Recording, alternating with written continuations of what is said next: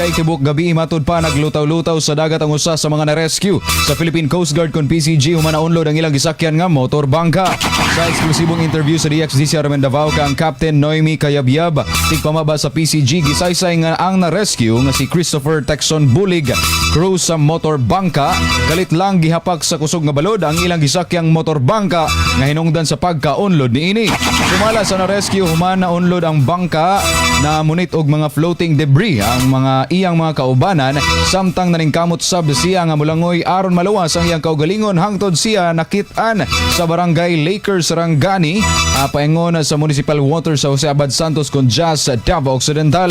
Sa karon padayon pa ang ginahimong search and rescue operations sa PCG gamit ang aircraft ug floating assets.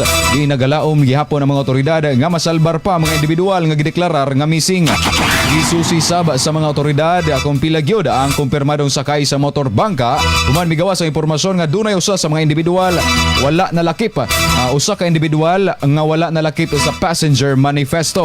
Apil sab sa investigasyon nga dunay kung dunay sakto o kumpletong dokumento ang gigamit nga motor bangka.